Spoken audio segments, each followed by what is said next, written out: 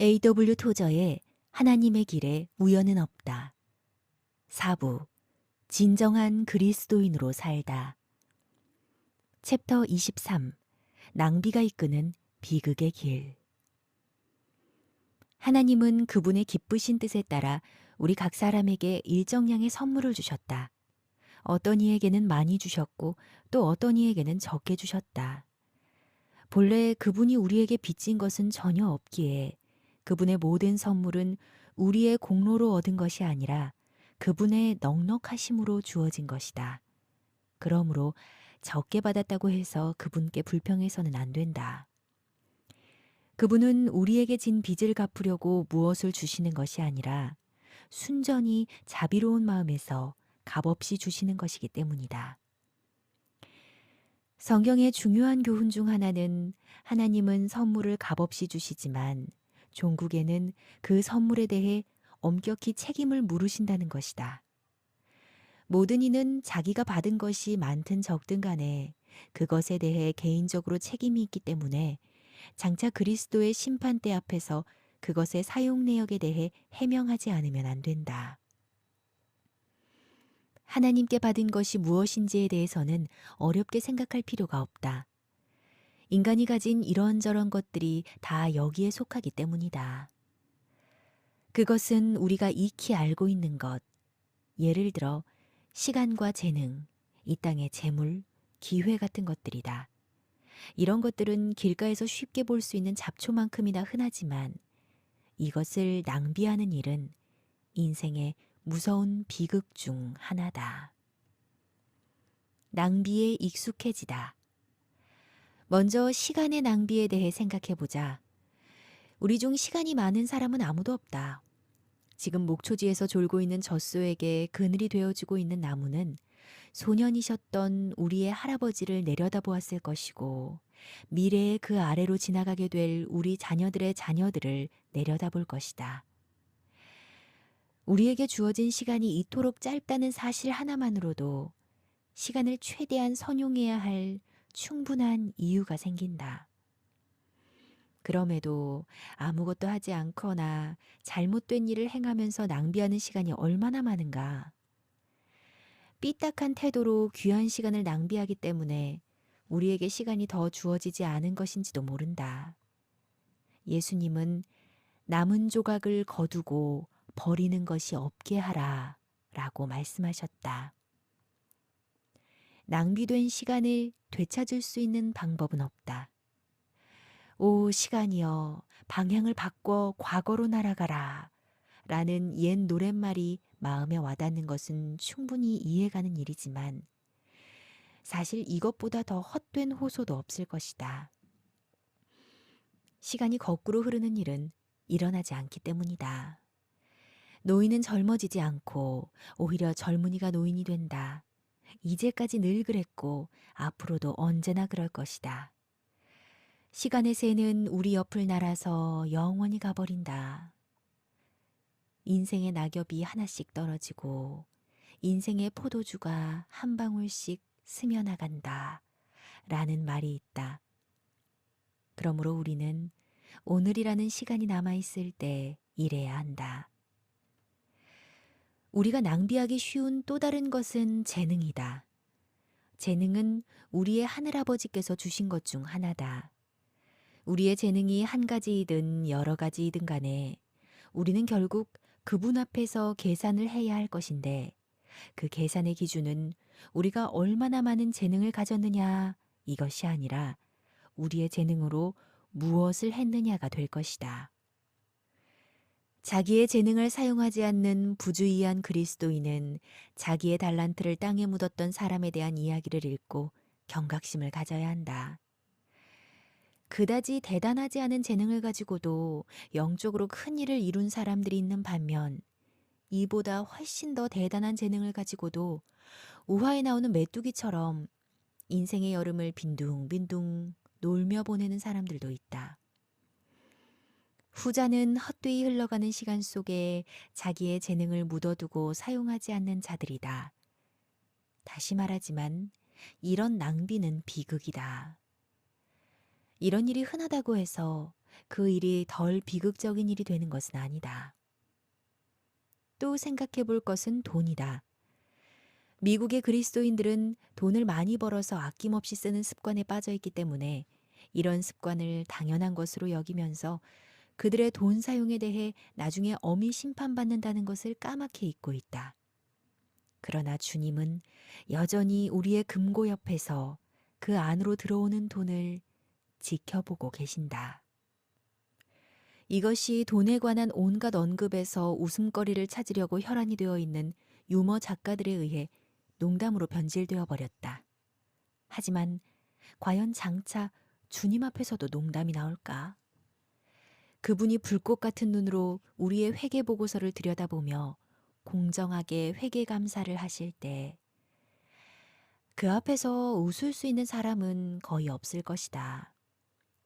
그러므로 잘못한 것을 바로잡을 수 있는 시간이 남아있을 때 스스로 회계 감사를 조금이라도 해보는 것이 좋다. 선물을 선용할 기회를 놓치지 마라. 하나님께서 우리에게 주신 또 다른 것은 무수한 기회들이다. 여기서 말하고자 하는 기회란 우리의 시간과 돈과 재능을 선용하도록 하나님께서 섭리 가운데 만들어 놓으신 상황이다. 모든 선물들 중에서 이것이 가장 일반적인 것이라고 할 수 있는데 오직 이 기회라는 통로를 통해서만 다른 모든 귀한 선물들이 우리 자신과 인류에게 실제로 유익을 주게 된다. 지혜로운 그리스도인은 선을 행할 기회, 생명의 말씀을 죄인에게 전할 기회, 그리고 다른 이들을 구하기 위한 중보기도를 드릴 기회를 늘 찾는다. 엉뚱한 것에 정신을 빼앗기면 기회를 잡지 못하게 된다.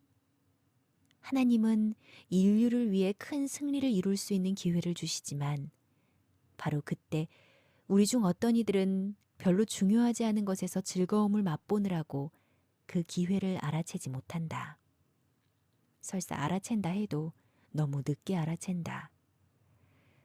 고대 그리스도인들은 기회는 앞머리 털이 있지만 뒷머리 털은 빡빡 깎아버렸다 라고 말했다.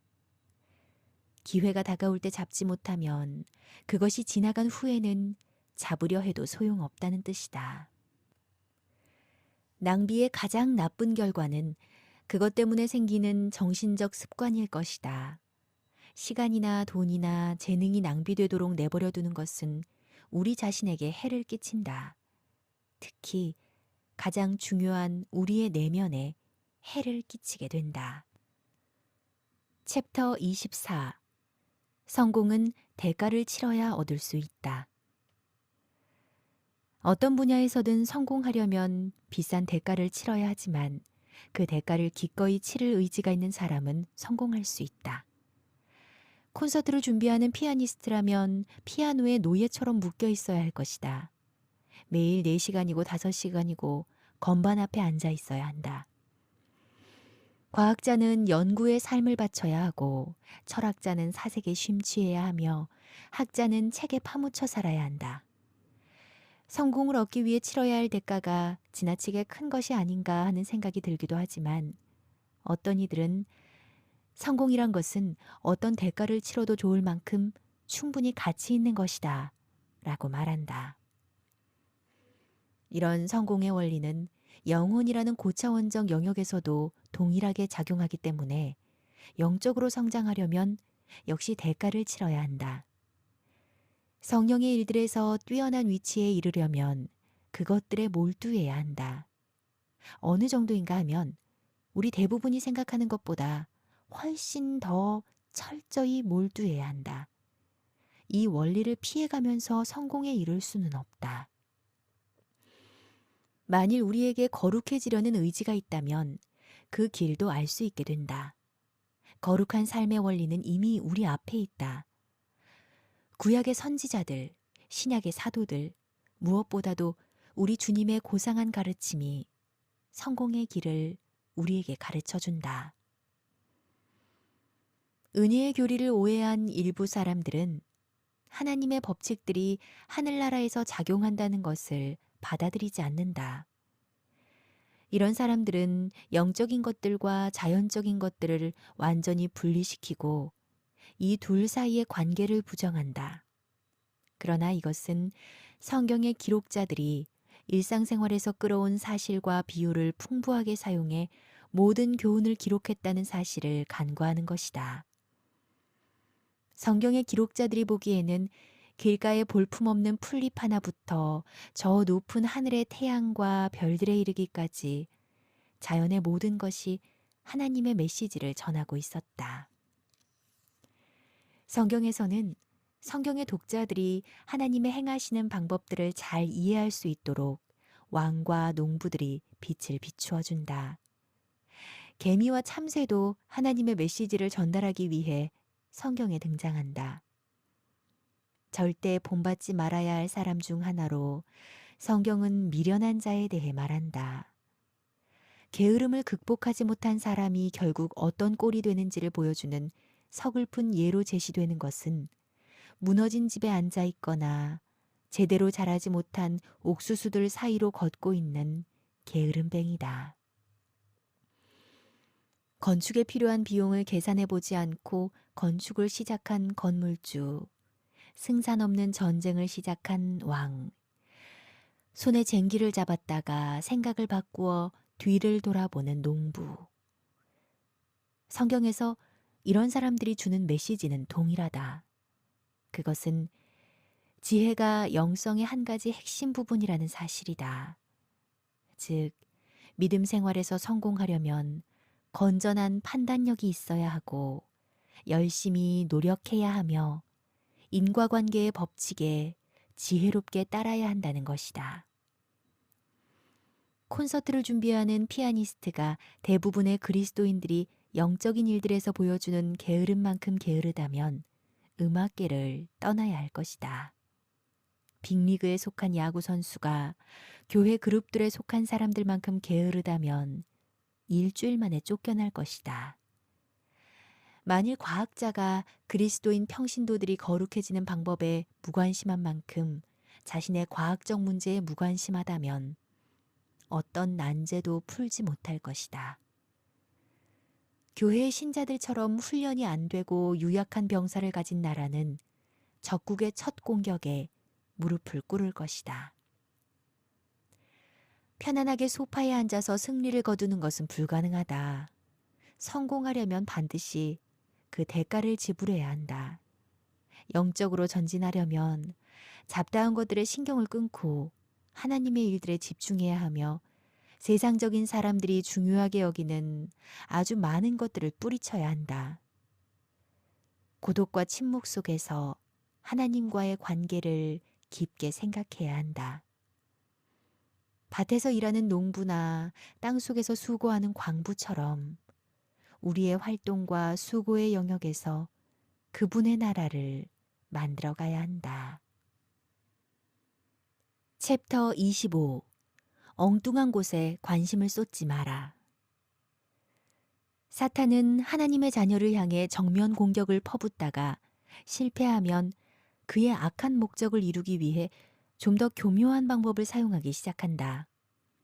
하나님의 자녀가 그분께 받은 사명을 완수하지 못하도록 그의 관심과 주의를 다른 곳으로 돌리기 위해 기만적인 방법을 동원한다. 그것은 성도가 중요성이 떨어지는 어떤 다른 것에 관심을 쏟도록 유도해서 결국은 자신의 사명에서 멀어지도록 만드는 것이다. 그렇게 해서 그는 종종 자신의 목적을 이룬다. 선한 사람 느헤미야는 하나님께서 그의 마음에 심어주신 비전에 따라 무엇인가를 하기 위해 눈물을 멈추고 자리에서 일어났다. 그리고 하나님의 섭리 가운데 수산을 떠나 그의 사랑하는 성 예루살렘으로 가게 되었다. 그에게는 왕에게서 받은 권세가 있었고 성의 재건에 필요한 물질이 있었다. 그리고 느헤미야의 목적과 계획이 예루살렘 사람들에게 알려졌을 때 그들은 일어나 건축하자라고 단호히 외쳤다. 예루살렘 성의 재건 추진에 관한 이야기를 들었을 때 원수가 보인 첫 번째 반응은 그 모든 계획에 조롱을 퍼붓는 일이었다. 그러나 산발락과 도비아와 게셈이 느헤미야와 그를 돕는 사람들을 비웃고 조롱했을 때에도 느헤미야는 물러서지 않았다. 오히려 하늘의 하나님이 우리를 형통하게 하시리니 라고 단호히 응수했고 재건은 계획에 따라 계속되었다. 성의 재건을 막으려는 다른 모든 방법들이 실패로 돌아가자 음모자들은 느헤미야에게 회담을 제안했다. 그러나 하나님의 사람은 그들의 제안이 자신에게 위해를 가해 그의 기념비적 사업에 집중하지 못하게 하려는 악한 술수임을 꿰뚫어 보고 내가 이제 큰 역사를 하니 내려가지 못하겠노라. 어찌하여 역사를 중지하게 하고 너희에게로 내려가겠느냐? 라고 대답했다. 그의 대답은 아주 지혜로웠다. 이와 같은 대답이 기만적인 제안에 응수하는 상투적인 대답으로 사람들 사이에서 자주 사용되는 것은 당연하다. 하나님께서 느헤미야에게 맡기신 사명이 너무나 중요했기 때문에 그 밖에 다른 것들은 모두 뒷전으로 밀려나야 했다. 우리도 느헤미야처럼 우리 아버지의 일을 이루어드리겠다는 사명감에 압도당하고 우리에게 주어진 사명의 숭고함에 감탄하면 좋겠다. 그렇게 된다면 그 밖에 다른 하찮은 일들에 시간을 투자하라는 악한 자의 모든 속삭임을 뿌리치게 될 것이다. 이미 주전 445년에 느헤미야의 입에서 나온 이 말, 즉 내가 이제 큰 역사를 하니 내려가지 못하겠노라 라는 말로 악한 자를 완패시키자. 이 말 외에 무슨 말이 더 필요하겠는가? 우리의 관심을 다른 곳으로 분산시키려는 사탄의 말은 종종 아주 예기치 못한 곳에서 나온다. 마르다는 마리아를 불러 주님의 발 앞에서 떠나게 하려고 했다. 우리가 조심하지 않으면 때로는 우리의 가장 친한 친구가 우리를 사명의 길에서 벗어나게 만들 수도 있다. 또는 아주 정당한 활동이 그런 역할을 할 수도 있다. 우리는 야단법석을 떨며 바쁘게 돌아가는 현대 생활 때문에 너무나 자주, 너무나 빨리 예수님의 발 앞에서 떠나는 경향이 있다. 우리의 관심을 쓸데없는 곳으로 돌리는 것들을 모두 속히 떨쳐버려야 한다. 그렇게 하지 못하면 소득 없는 분주함에 빠지고 말 것이다. 현재 유행하는 대부분의 교회 프로그램의 비본질적 활동들과 계속 증가하는 기독교 단체들은 우리가 방심하는 사이에 우리의 관심을 엉뚱한 곳으로 돌려 우리를 미로 같은 샛길로 끌고 갈 수도 있다.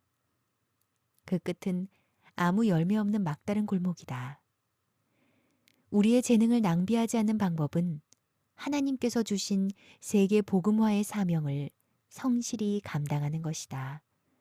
그렇게 하려면 하나님께서 복을 주신 검증된 방법들을 사용하므로 한편으로는 무기력한 교파주의의 수렁을 피하고 다른 한편으로는 과열된 비생산적인 활동을 피해야 한다.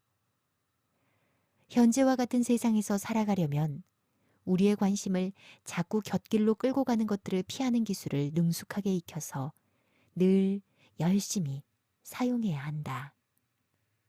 A.W. 토저의 하나님의 길에 우연은 없다. 4부 진정한 그리스도인으로 살다.